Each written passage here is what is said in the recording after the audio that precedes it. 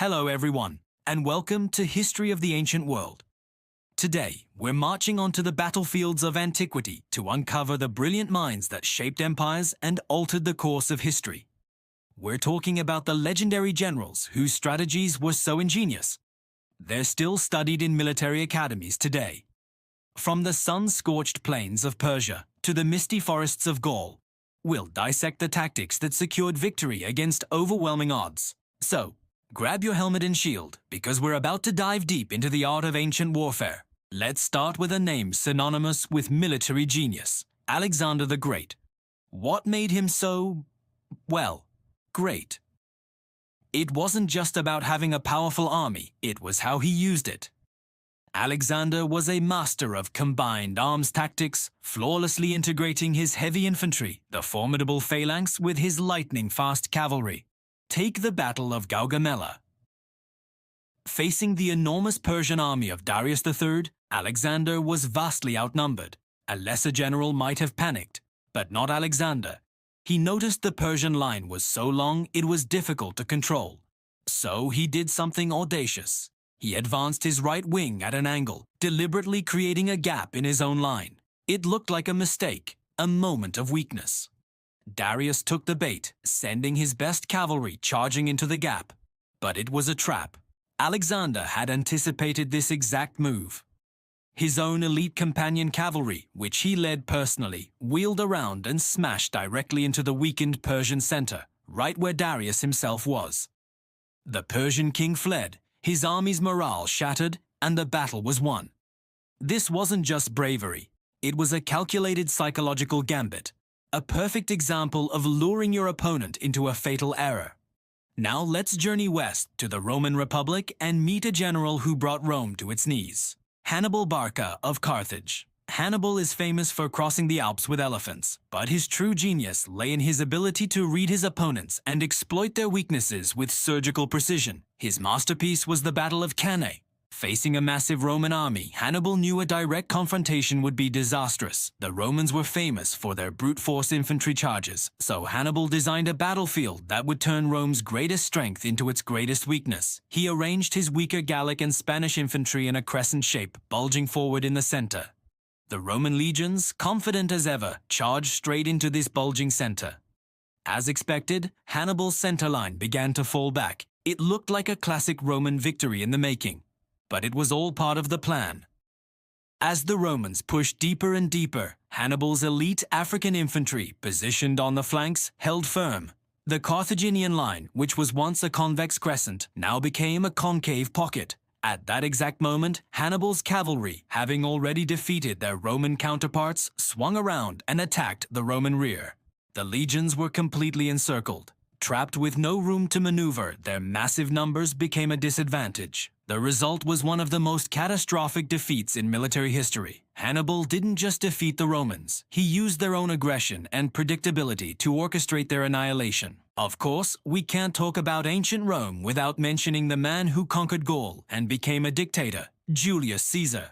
Caesar's genius was multifaceted. He was not only a brilliant strategist, but also a superb engineer and a master of logistics. His legions could build bridges, fortifications, and siege weapons faster than any army of the time. His campaign in Gaul culminated in the incredible siege of Alesia.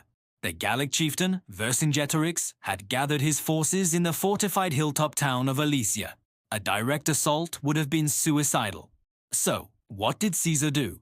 He decided to besiege the besiegers. He constructed a massive wall of fortifications 11 miles long, completely encircling Alesia to starve them out. This was called a line of circumvallation. But Caesar knew a massive Gallic relief army was on its way, so he did something unprecedented. He built a second wall, 13 miles long, facing outwards. This was the line of contravallation. He essentially built a fortress to protect his own siege. When the Gallic relief force finally arrived, Caesar's legions were trapped in the middle, fighting a war on two fronts, against the starving Gauls trying to break out of Alesia and the massive army trying to break in. It was a desperate situation, but Caesar's brilliant engineering and the discipline of his legions held firm. He shifted reserves precisely where they were needed, repelling attacks from both sides until the relief army gave up and Vercingetorix was forced to surrender. The Battle of Alesia wasn't won with a single clever maneuver, but through logistical superiority, incredible engineering, and nerves of steel. Let's shift our focus to the East, to a strategist whose teachings have influenced leaders for millennia, Sun Tzu. Unlike the other generals we've discussed, Sun Tzu's legacy isn't a specific battle, but a book. The Art of War.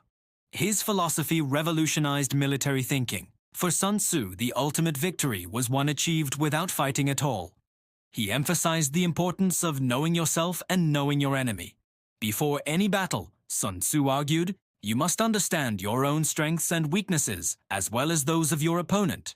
He promoted the use of deception, spies, and misinformation. All warfare is based on deception, he wrote. Make your enemy think you are weak when you are strong, and strong when you are weak.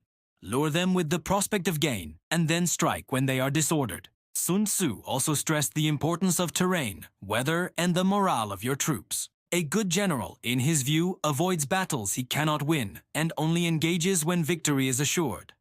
This cerebral, almost philosophical approach to conflict stands in stark contrast to the brute force tactics of many of his contemporaries. His wisdom, that the supreme art of war is to subdue the enemy without fighting, shows a level of strategic depth that is truly timeless. It's about outthinking, not just outfighting, your opponent. From Alexander's audacious charges to Hannibal's perfect traps, from Caesar's logistical masterpieces to Sun Tzu's profound wisdom, the strategies of these ancient generals offer us more than just exciting stories. They are timeless lessons in leadership, psychology, and planning. They teach us that victory often lies not in having the biggest army, but in having the sharpest mind. They understood that warfare was as much about breaking an enemy's will as it was about breaking their lines. These commanders didn't just win battles, they defined what it meant to be a strategic genius. Their legacies are etched into the very foundations of military thought, proving that the right idea can be more powerful than the strongest sword. Thank you so much for joining us on this journey through ancient military history. If you enjoyed this deep dive, please give this video a thumbs up and consider subscribing to History of the Ancient World for more stories from our past. Let us know in the comments which ancient general you find most fascinating. Until next time, stay curious.